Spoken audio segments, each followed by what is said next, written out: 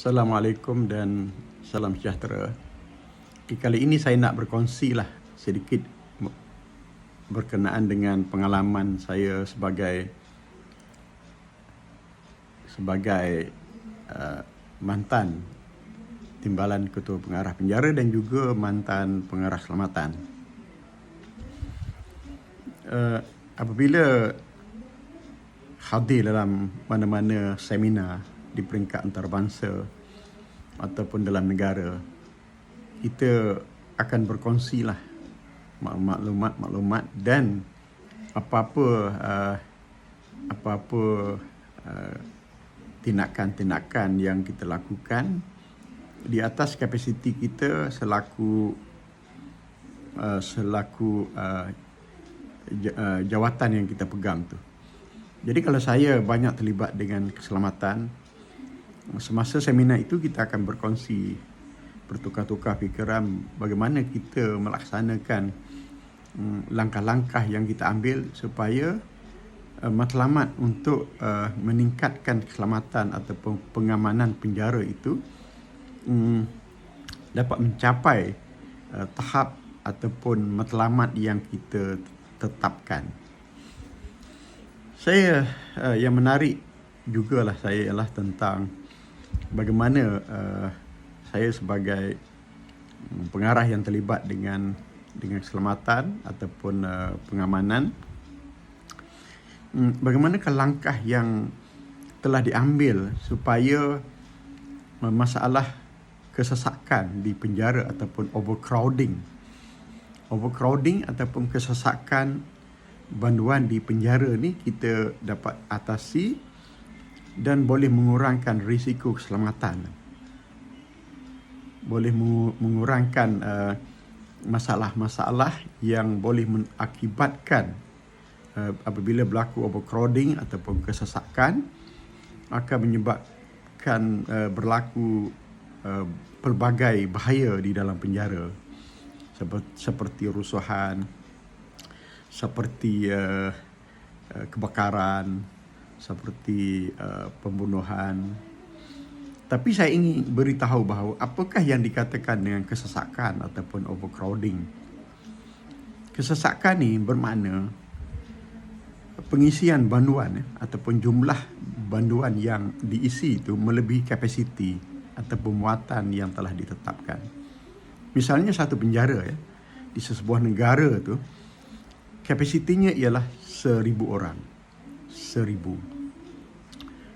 Jadi selagi banduan yang diisi, jumlah yang diisi tidak melebihi kapasiti, maka kita tidak akan menganggapnya sebagai berlaku kesesakan ataupun berlaku overcrowding ataupun overcrowded. Kesesakan hanya berlaku apabila jumlah itu melebihi daripada kapasiti yang ditetapkan. Katalah daripada 1,000 orang, dia meningkat kepada 1,500 orang. Artinya 50%. Meningkat kepada 2,000. Meningkat kepada 3,000. Artinya kesesakan berlaku. Tahukah anda apabila berlaku kesesakan dalam penjara, pelbagai masalah akan timbul. Masalahnya ialah dari segi tempat tidur. Kalau penjara itu dibina untuk menempatkan dalam satu bilik ataupun satu sel ataupun satu kamar untuk 3 orang, apabila berlaku sesakan 3 kali ganda, artinya 9 orang penghuni atau banduan terpaksa berada dalam sel yang sama, itu 9 orang.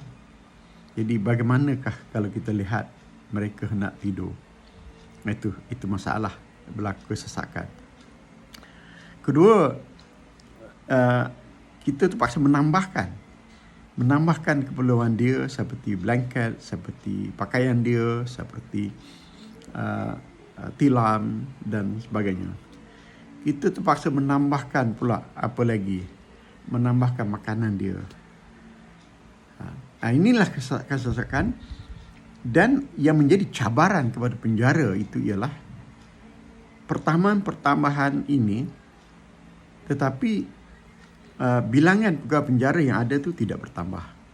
Kerana untuk menambahkan bilangan pegawai penjara memakan masa yang agak panjang lah oleh mana-mana pihak berkuasa seluruh penjara di dunia ni.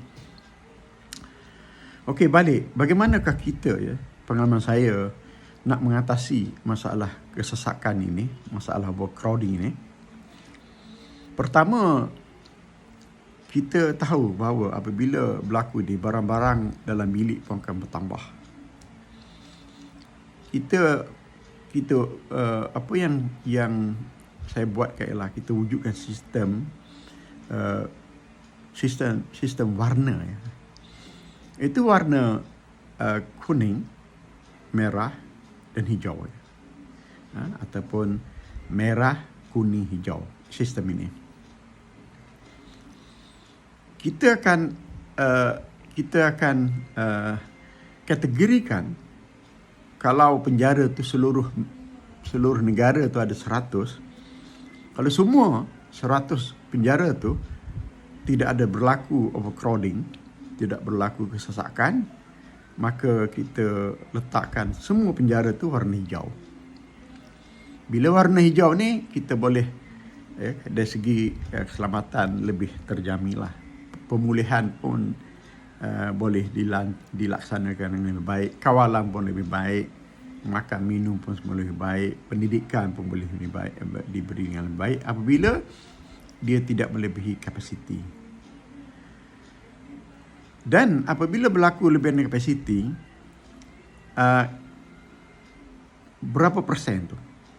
Kalau dia tidak mencapai, kalau dia 50% pertambahan tu, pertama 50%. Maknanya kalau 1000 dia bertambah melebihi 50%, misalnya dia sudah jadi 1600 banduan, maka kita terus letakkan kategori kuning. Kuning, warna kuning. Jadi kalau ada kesesakan lebih 50%, ada 20 penjara, maka 20 tu akan jadi kuning.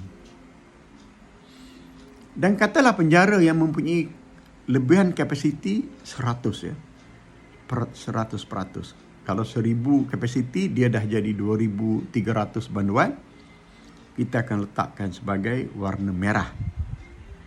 Artinya kita alert, ini hijau, ini kuning, ini merah. Sebagai Direktur Keselamatan Penjara, kita kena bagi tumpuan yang lebih kepada yang merah. Katalah merah ada 10, kuning ada 20, hijau ada 70. Yang hijau tu kita memberi tekanan yang biasa. Tapi kalau yang kuning, yang merah apalagi, kita hendaklah bagi fokus yang lebih. Jadi antara tu kita ada satu garis panduan ataupun ada SOP bagaimana nak menangani kategori merah, kategori kuning dan kuning.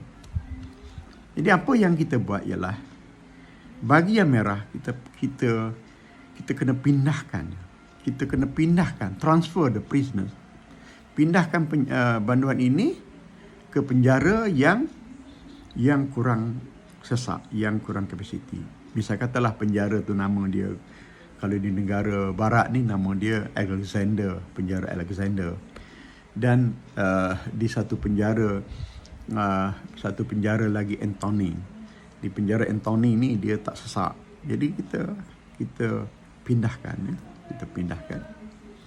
Dan memang makan belanja yang tinggi. Cuma kalau kita lihat, kalau kita tak buat gitu, kalau berlaku rusuhan, berlaku kebakaran, kos dia lagi tinggi. Kadang-kadang boleh menyebabkan kehilangan nyawa, boleh berlaku kematian pada banduan. Itu lagi tinggi kos dia. Jadi lebih baik kita berusaha untuk pindah. Sehinggalah kita daripada merah kepada kuning dan kita alert. Dan juga kuning pula kita jadikan hijau. Kita berusaha. Cuma di sini, apa kebaikan bila kita buat gitu? Kita dapat kawal dengan baik. Ada ke pihak yang bertanya saya, bagaimana kalau semua penjara itu merah? Kan? Kalau semua penjara merah, kita ada beberapa cara lah. Pertama, kita berusaha, terpaksa tidak, kita kena buat penjara baru lah. Kita bagi justifikasi yang baik. Kalau sekolah pun, kalau penduduk dah bertambah, penduduk bertambah, sekolah perlu dibina. Mau tidak mau, sekolah dibina. Hospital gitu juga, kalau dah pesakit, semua hospital dah melebihi kapasiti, terpaksa bina. Jadi kita perlu ada cara yang terbaik untuk memberitahu pihak berkuasa supaya mereka menerima untuk kita membina lebih baik penjara, ataupun kita membuat program-program lain yang boleh kita letakkan banduan itu di luar. Okey.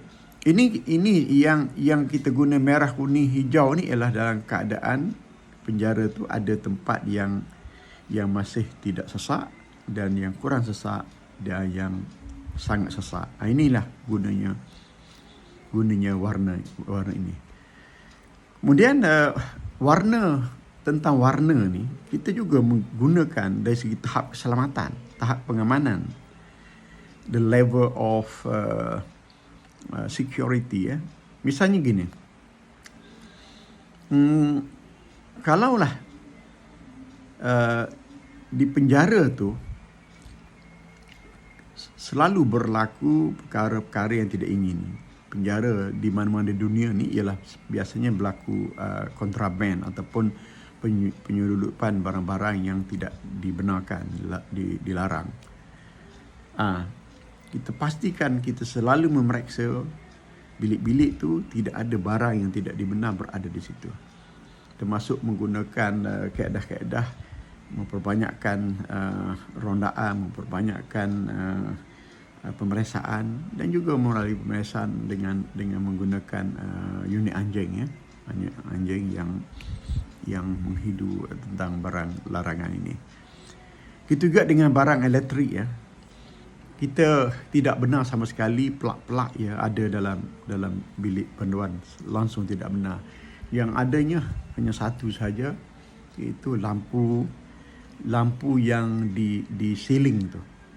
Itu pun satu lampu yang ditutup, yang susah untuk dibuka. Ada lampu dan ada lagi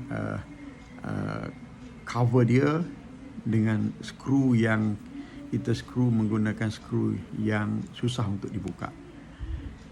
Kalau pelak-pelak dalam sel memang kita tidak benar langsung. Kita tidak mahu mereka menggunakan apa-apa, radio ke apa ke, menggunakan pelak. Tidak. Itulah cara-cara yang... Jadi, apabila kita memeriksa setiap kali dan kita lihat penjara ni telah berlaku kurang dari segi penyelundupan, kurang dari segi pergaduhan, kita letakkan sebagai kategori warna hijau. Kalau kadang-kadang berlaku, kadang-kadang ataupun jarang-jarang berlaku, kita letak sebagai kategori kuning. Tapi kalau selalu berlaku perkara-perkara yang tidak diingini di penjara berkenaan, seperti penyelundupan yang tinggi, pergaduhan yang tinggi, barang-barang dalam kamarnya, dalam biliknya atau selnya tidak diperiksa dengan baik, dan banyak barang-barang yang dilarang, yang terlarang ada dalam kamar tu, dalam bilik tu, maka kita akan rampas . Jadi apabila dah kurang perkara yang boleh menyebabkan mereka menggunakan untuk melakukan sesuatu, kita akan boleh meningkatkan tahap keselamatan. Bilik-bilik banduan ni, dia ada kadang-kadang kalau kita tak periksa, kadang ada tali, ada kain, ada pakaian dilarang lah. Kain boleh, tergantung pada penjara lah. Ada penjara yang bagi, ada yang tak bagi. Itu saya tidak pasti. Cuma kita kena kenal pasti manakah barang-barang yang dibolehkan berada dalam bilik mereka. Inilah saya nak kongsi bahawa pentingnya menggunakan sistem warna merah, kuning dan hijau itu untuk memastikan tahap keselamatan penjara itu lebih terjamin. Sekian, terima kasih.